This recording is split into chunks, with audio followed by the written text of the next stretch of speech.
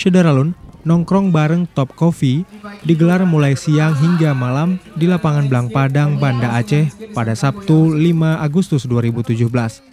Acara itu dirangkai dalam beberapa kegiatan serta menyediakan sejumlah hadiah menarik.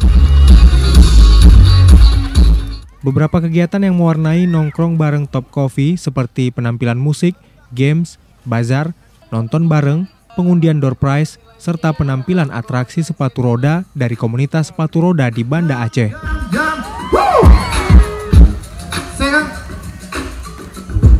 Ini namanya Patir Siang.